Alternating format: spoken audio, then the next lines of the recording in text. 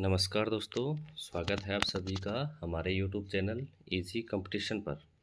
तो दोस्तों, आज का वीडियो भारत के प्राचीन इतिहास के अंतर्गत तीसरा चैप्टर वैदिक सभ्यता से संबंधित है। और इस वीडियो के अंतर्गत हम वैदिक काल से संबंधित सभी प्रकार की विशेषताओं के बारे में, वेदों एवं उपनिषदों के बारे में, आर्यों के भारत आगमन के बारे में, वैदिक देवताओं के, सामाजिक व्यवस्थाओं के, उस समय की नदियों के एवं भोजन व्यवस्था के बारे में जानकारी एकत्र करेंगे और अध्ययन करेंगे वैदिक सभ्यता से संबंधित सभी प्रकार के तथ्यों, आविष्कारों एवं खोजों के बारे में। तो वैदिक काल को की जानकारी दोस्तों हमें वेदों से मिलती है, जिस कारण इसे वैदिक काल नाम से जाना जाता है। और वैदिक सभ्यता हड़प्पा सभ्यता की उत्तरवर्ती सभ्यता मानी जाती है, क्योंकि हड़प्पा सभ्यता के कालखंड का जो आखिरी समय था, ठीक उसी के बाद भारत में वैदिक काल शुरू होता है।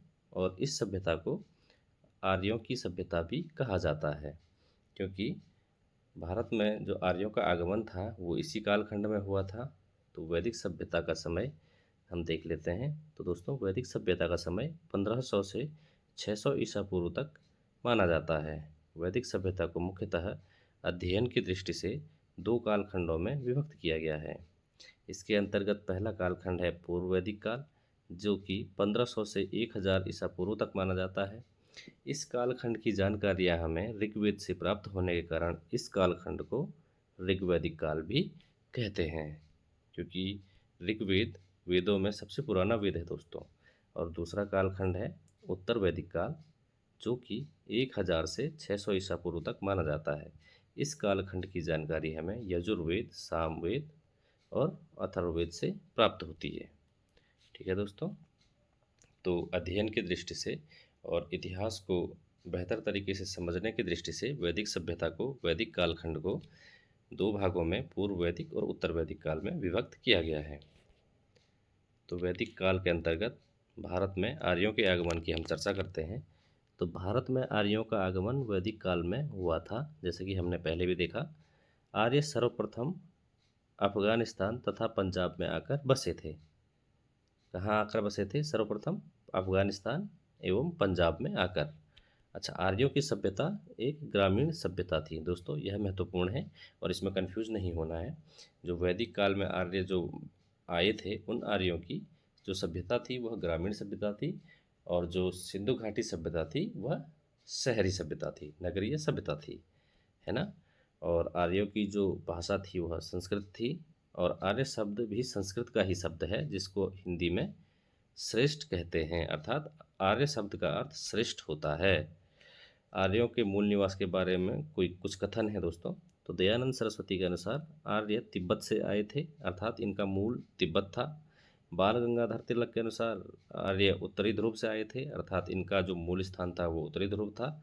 और मैक्स मुलर जो अंग्रेज इतिहासकार हैं, इनके अनुसार आर्य मध्य एशिया से आए थे। इसके अलावा एक मुख्य पॉइंट है दोस्तों, आर्यों का जो प्रशासनिक इकाई थी उसको 5 भागों में इनके द्वारा बांटा गया था।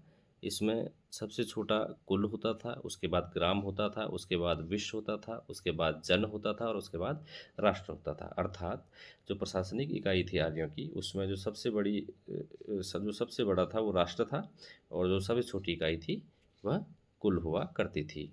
इसमें से जो महत्वपूर्ण तथ्य हैं दोस्तों, उसमें एक ये जो ग्रामीण सभ्यता वाला है इसको नोट करना चाहिए। और आर्यों की भाषा संस्कृत थी, यह भी नोटेबल पॉइंट है। आगे बढ़ते हैं दोस्तों। तो जो वैदिक काल है, इस कालखंड का नाम ही वेदों से वैदिक काल पड़ा है। तो वेद, पुराण एवं उपनिषदों के बारे में बात करते हैं। तो भारतीय इतिहास में कुल 4 वेदों का वर्णन हमें मिलता है, जिसमें सर्वप्रथम ऋग्वेद है, फिर यजुर्वेद है, फिर सामवेद है, और फिर अथर्ववेद है। पुराणों की कुल संख्या 18 है, उपनिषद 108 हैं, और उपनिषद का शाब्दिक अर्थ है गुरु के समीप बैठना। और जो वाक्य है, भारत का वाक्य है जो सत्यमेव जयते, यह भी मुंडकोपनिषद से ही लिया गया है। और वेदांग 6 होते हैं। तो सर्वप्रथम हम ऋग्वेद के बारे में बात कर लेते हैं। ऋग्वेद सबसे प्राचीन वेद है। ऋग्वेद के अंतर्गत 10 मंडल, 1028 सूक्त और 10,462 ऋचाएँ हैं। तो दोस्तों, एक तो जो 10,462 ऋचाएँ हैं, एक पॉइंट ये है, और एक पॉइंट है कुल मंत्रों की जो संख्या है 10,580 है।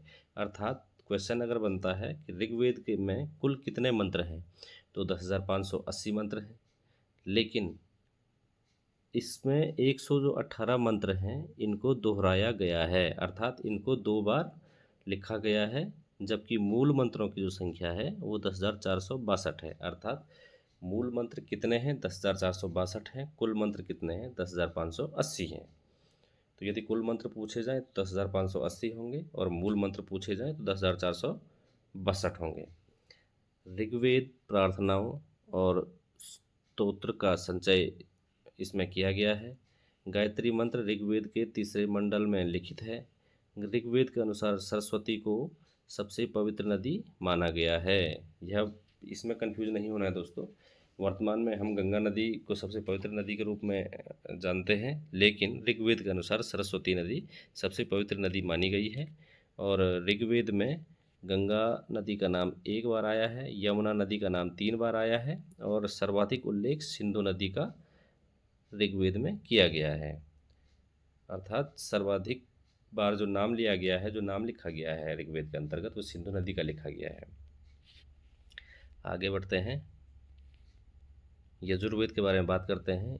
यजुर्वेद में यज्ञ की विधियों के बारे में नियम संचित किए गए हैं।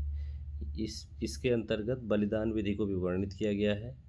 और यह मुख्य है दोस्तों, जो गोधूम है उस गेहूं को गोधूम, जौ को यव, व्रीहि धान को, माड़ उड़द को, गुदम मूंग को यजुर्वेद के अंदर लिखा गया है। इसके बाद सामवेद की हम बात करते हैं। भारतीय संगीत का जनक इसको कहा जाता है। इसमें संगीत से संबंधित सभी स्तोत्र वर्णित हैं। साम का अर्थ गान होता है। अथर्ववेद की बात करते हैं। इसके रचयिता अथर्व ऋषि जी हैं, इसीलिए इसको अथर्ववेद नाम दिया गया है। अथर्ववेद का संबंध चिकित्सा, वशीकरण एवं तंत्र मंत्र से है। इसमें कुल 731 मंत्र हैं और 6000 गद्य संकलित हैं। ठीक है दोस्तों, वैदिक काल की सामाजिक व्यवस्था पर चर्चा कर लेते हैं। वैदिक काल, जो कि ऋग्वैदिक काल की अगर हम बात करते हैं, तो समाज 4 वर्णों में विभक्त था। यह वर्ण व्यवस्था व्यवसाय पर आधार बनाकर निर्धारित की गई थी। ध्यान रखना दोस्तों, जो ऋग्वैदिक काल था उस समय जो समाज 4 वर्णों में बांटा गया था, यह वर्ण व्यवस्था उस व्यवसाय को देखते हुए निर्धारित की गई थी। लेकिन उत्तर वैदिक काल में वर्ण व्यवस्था जन्म पर आधारित होने लगी और जन्म के आधार पर ही निर्धारित की जाने लगी थी। तो उस समय के जो वर्ण थे वो 4 वर्ण थे: ब्राह्मण, क्षत्रिय, वैश्य और शूद्र। तो ध्यान देने योग्य बात यह है दोस्तों, ऋग्वैदिक काल में जो 4 वर्णों में बांटा गया था समाज को, उस समय वर्ण व्यवस्था व्यवसाय के आधार पर निर्धारित की गई थी, लेकिन उत्तर वैदिक काल में यह जन्म के आधार पर निर्धारित की जाने लगी थी। आर्यों का समाज पितृ प्रधान समाज था। इनका मुख्य व्यवसाय पशुपालन था।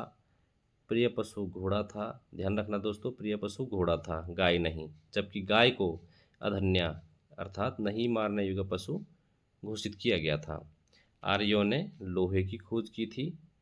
ध्यान देना दोस्तों, हम पीछे देख चुके हैं हड़प्पा सभ्यता में, जो कि कांस्ययुगीन सभ्यता है, वे लोग लोहे से परिचित नहीं थे, और आर्य यानी कि वैदिक काल में लोहे की खोज हुई थी। उत्तर वैदिक काल में लोहे को कृष्णायस, लोहायस शब्द प्रयुक्त हुआ है। पहली बार कृषि से संबंधित लोहे के उपकरण अतरंजी खेड़ा से प्राप्त हुए हैं। यानी कि लोहे के उपकरणों के द्वारा जो कृषि की जा रही थी, उसके जो उपकरण हैं वो पहली बार अतरंजी खेड़ा से हमें प्राप्त हुए हैं। वैदिक काल के देवताओं के बारे में बात करते हैं। तो वैदिक काल के जो मुख्य देवता हैं, इंद्र, इन्हें पुरंदर भी कहते हैं। इनको वर्षा और युद्ध का देवता माना जाता था। ऋग्वैदिक काल में इंद्र आर्यों के प्रिय देवता थे, लेकिन उत्तर वैदिक काल में प्रजापति आर्यों के सबसे प्रिय देवता बन गए थे। वायु की बात करते हैं, तो जो वायुदेव थे ये हवा, अंतरिक्ष तथा प्राण के देवता माने जाते हैं। वरुण को जल का देवता माना जाता है। अग्नि आग के देवता माने जाते थे। रुद्र क्रोध के देवता थे, और सोम जंगल के देवता थे। ठीक है दोस्तों, आगे बढ़ते हैं। वैदिक काल के अंतर्गत जो मुख्य नदियाँ थी उनके जो वैदिक नाम हैं अर्थात वेदों में लिखित नाम, और वर्तमान में जिन नाम से उनको प्रसिद्धि मिली हुई है उसके बारे में चर्चा कर लेते हैं। तो हम देखेंगे दोस्तों, जो शतुद्री है यह सतलज नाम से हम वर्तमान में जानते हैं। जो बिपाशा है इन्हें हम ब्यास नदी के नाम से वर्तमान में जानते हैं। जो सदानीरा है इसे हम गंडक के नाम से जानते हैं। जो कुंभा है काबुल के नाम से जानते हैं। अस्किनी है चिनाब के नाम से जानते हैं। दृश्यवती है घग्गर के नाम से जानते हैं। सुवत्सु है स्वात के नाम से जानते हैं। पौरुषणी है रावी नदी के नाम से जानते हैं। और वितस्ता जिसको कि हम वर्तमान में झेलम नदी के नाम से जानते हैं।